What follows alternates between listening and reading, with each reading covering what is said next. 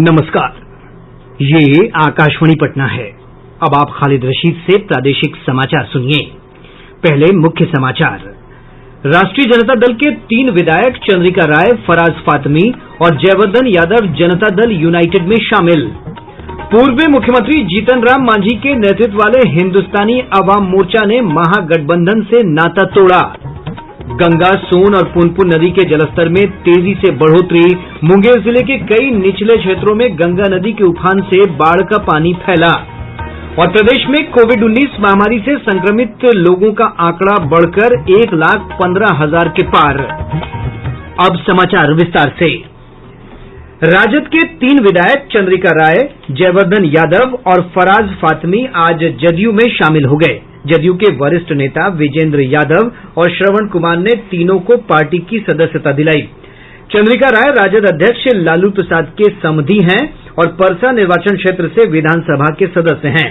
वहीं जयवर्धन यादव पटना के पालीगंज और फराज फातमी दरभंगा के केवटी क्षेत्र से विधानसभा के लिए चुने गए थे।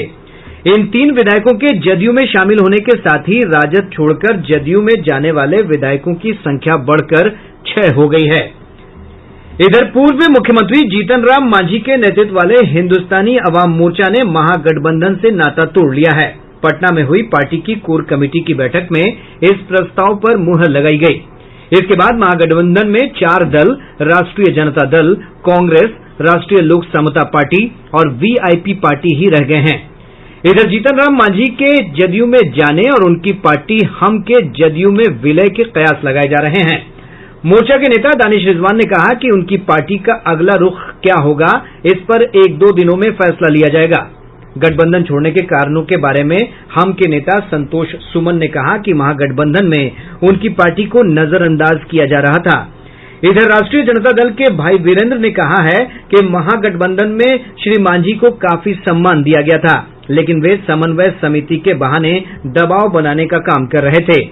वहीं भाजपा प्रवक्ता निखिल आनंद ने कहा है कि महागठबंधन में श्री मांझी की उपेक्षा हो रही थी, जिसके चलते उनका धैर्य जवाब दे गया और उन्होंने राष्ट्रीय जनता दल का साथ छोड़ दिया।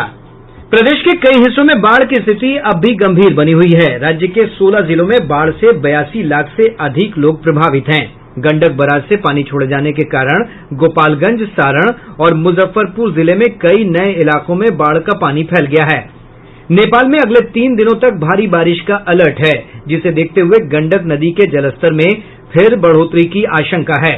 इधर गंगा नदी के किनारे बसे कई निचले इलाकों में बाढ़ का पानी फैलने के बाद अधिकारियों को अलर्ट कर दिया गया है।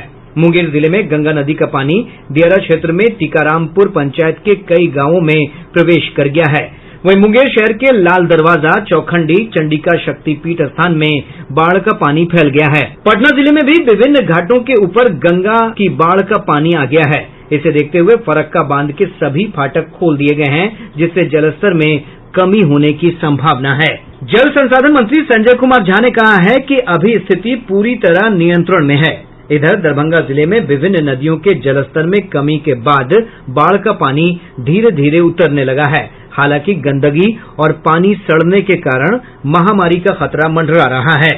दरभंगा जिले में बाढ़ की स्थिति में लगातार सुधार हो रही है। बागमती और अधवारा समूह की नदियों के जलस्तर में कमी होने से लोगों के घर से पानी निकलने लगे हैं। हालांकि अभी भी ये नदियां खतरे के निशान से ऊपर ही है। जिले के 88,000 हेक्टेयर में लगी धान की फसल नष्ट हो गई है, जबकि लगभग 1 महीने से बगीचों में पानी जमे रहने से पेड़ों का सूखना भी और गिरना भी शुरू हो गया है। आकाशवाणी समाचार के लिए दरभंगा से मैं मणिकांत झा।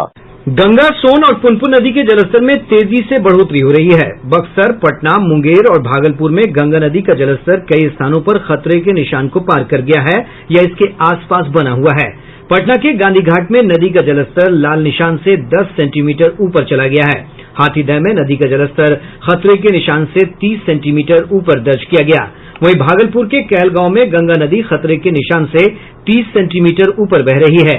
सोन नदी के जलस्तर में हो रही बढ़ोतरी के मद्देनजर पटना, अरवल और रोहतास जिले में अधिकारियों को अलर्ट रहने को कहा गया है। मध्य प्रदेश के वाण सागर बांध से भारी मात्रा में पानी छोड़ा गया है, जिसके बाद इस नदी के जलस्तर में और बढ़ोतरी हो सकती है। घाघरा नदी के जलस्तर में भी सीवान और सारण जिले में कई स्थानों पर बढ़ोतरी हुई है। सीवान के गंगपुर सिसवन में घाघरा नदी का जलस्तर खतरे के निशान से करीब 40 सेंटीमीटर ऊपर दर्ज किया गया। इधर राज्य की अन्य प्रमुख नदियों का जलस्तर तेजी से कम हो रहा है और कई स्थानों पर यह स्थिर बना हुआ है। बूढ़ी गंडक नदी का जलस्तर स्थिर बना हुआ है, लेकिन समस्तीपुर जिले के रोसड़ा में यह लाल निशान से 1 मीटर ऊपर दर्ज किया गया। खगड़िया में भी बूढ़ी गंडक नदी का जलस्तर खतरे के निशान से 1 मीटर ऊपर है।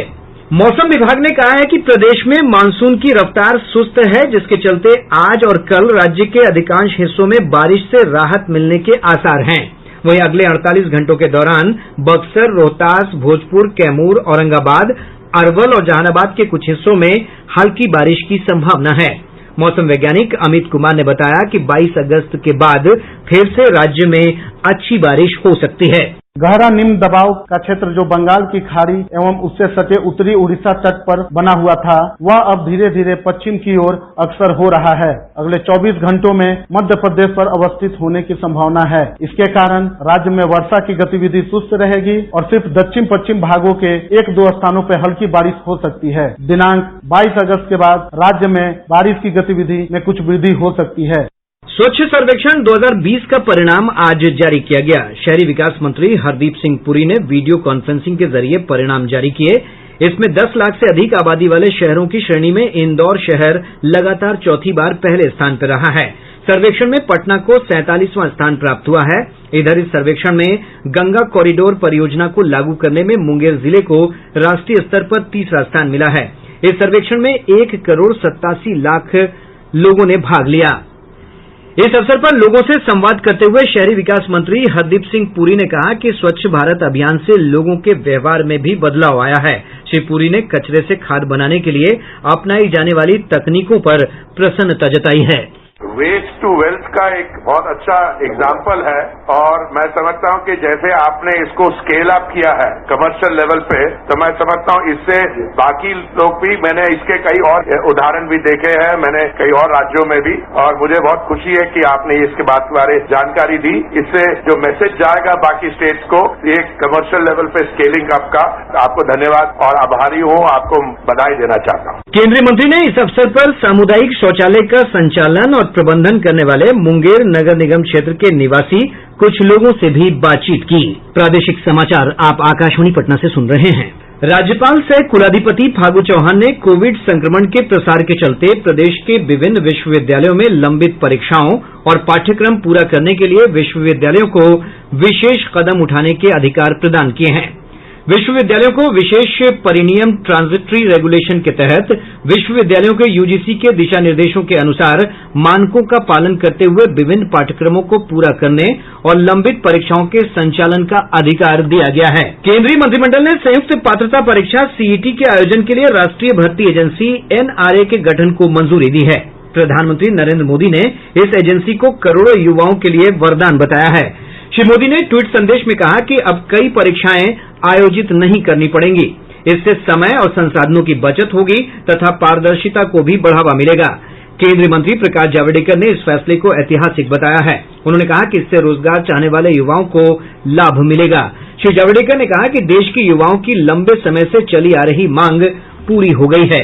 आज नौकरी के लिए जो युवा है उनको बहुत परीक्षाएं देनी पड़ती है और उनको लगभग 20 रिक्रूटमेंट एजेंसीज है, तो कोई 4-5 में अगर परीक्षाएं देता है तो उतनी परीक्षा उतनी जगह जाना, ये सब समाप्त करने के लिए एक ऐतिहासिक फैसले में नेशनल रिक्रूटमेंट एजेंसी, राष्ट्रीय भर्ती संस्था, ये परीक्षा लेने वाली कॉमन एलिजिबिलिटी टेस्ट ये लेगी और इसका करोड़ों युवाओं को लाभ मिलेगा जो नौकरी के लिए आवेदन करते हैं।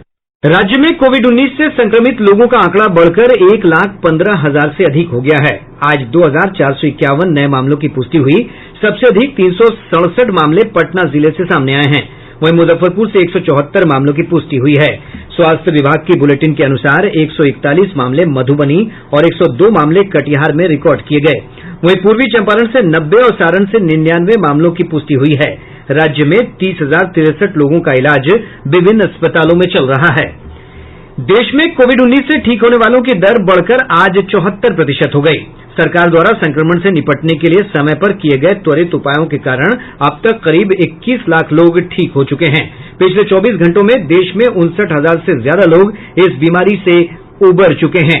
अब तक भारत में 20,96,664 लोग संक्रमण से ठीक हुए हैं। संक्रमण से होने वाली मौतों का प्रतिशत भी तेजी से घटकर 1.90 पर आ गया है। स्वास्थ्य मंत्रालय ने बताया है कि पिछले 24 घंटों में लगभग 69,000 नए मामले मिलने से अब तक संक्रमण से प्रभावित लोगों की संख्या 28,37,000 हो गई है। वहीं इस महामारी से अब तक 53,866 लोगों की मृत्यु हुई है।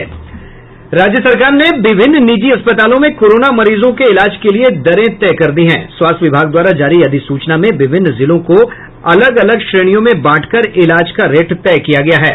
राजधानी पटना को श्रेणी ए में रखा गया है, जबकि भागलपुर, मुजफ्फरपुर, दरभंगा, गया और पूर्णिया को श्रेणी बी में रखा गया है। अन्य जिलों को श्रेणी सी में रखा गया है। पटना में कोरोना के इलाज के लिए निजी अस्पताल प्रतिदिन अधिकतम 18,000 रूपये ले सकते हैं। वहीं बी श्रेणी के जिलों में अधिकतम 14,400 रूपये शुल्क निर्धारित किया गया है, जबकि सी श्रेणी के जिलों में कोरोना के इलाज के लिए प्रतिदिन अधिकतम 10,800 रूपये निर्धारित किया गया है। आकाशवाणी से विशेषज्ञों की सलाह श्रृंखला में कोविड के बारे में वरिष्ठ चिकित्सकों के परामर्श प्रसारित किए जाते हैं। आकाशवाणी समाचार से बातचीत में नीति आयोग के सदस्य डॉक्टर वीके पॉल ने लोगों से संक्रमण के फैलाव को रोकने के लिए सुरक्षित दूरी का पालन करने का आग्रह किया है। अपने बुजुर्गों को ख्याल रखना, अलग रखना, दूरी बनानी, लेकिन सोशली उनको, इमोशनली उनको दूर नहीं करना, और इसी तरह से जो दूरी बनानी है अपने कोवर्कर के साथ में, जहां हम जा रहे हैं, जहां हम खड़े हो रहे हैं, लाइन में खड़े हो रहे हैं, शॉप पे हैं, वर्क प्लेस पे है, बहुत जरूरी है। और साथ साथ मैं ये भी याद दिलाऊंगा कि हमें बार बार अपने हाथ भी धोने हैं या हैंड को सैनिटाइज करना है। पूर्व प्रधानमंत्री राजीव गांधी को आज उनकी 76वीं जयंती पर याद किया गया। प्रधानमंत्री नरेंद्र मोदी ने पूर्व प्रधानमंत्री को श्रद्धांजलि अर्पित की। इधर पटना स्थित प्रदेश कांग्रेस मुख्यालय सदाकत आश्रम में आयोजित जयंती समारोह में प्रदेश अध्यक्ष मदन मोहन झा समेत अन्य लोगों ने उनकी प्रतिमा पर माल्यार्पण कर श्रद्धांजलि दी। महात्मा गांधी सेतु के पूर्वी लेन पर आज से वाहनों का परिचालन बंद कर दिया गया है। गंगा नदी पर बने इस पुल के पूर्वी लेन की अब मरम्मत की जाएगी। जब तक ये लेन चालू नहीं होगा, नवनिर्मित पश्चिमी लेन से ही वाहनों की आवाजाही होगी। और अब अंत में मुख्य समाचार एक बार फिर। राष्ट्रीय जनता दल के 3 विधायक चंद्रिका राय, फराज फातमी और जयवर्धन यादव जनता दल यूनाइटेड में शामिल। पूर्व मुख्यमंत्री जीतन राम मांझी के नेतृत्व वाले हिन्दुस्तानी अवाम मोर्चा ने महागठबंधन से नाता तोड़ा। गंगा, सोन और पुनपुन नदी के जलस्तर में तेजी से बढ़ोतरी। मुंगेर जिले के कई निचले क्षेत्रों में गंगा नदी के उफान से बाढ़ का पानी फैला। और प्रदेश में कोविड-19 महामारी से संक्रमित लोगों का आंकड़ा बढ़कर 1,15,000 के पार। इसके साथ ही आकाशवाणी पटना से प्रसारित प्रादेशिक समाचार का ये अंक समाप्त हुआ। घर में रहिए, सुरक्षित रहिए और सुनते रहिए आकाशवाणी।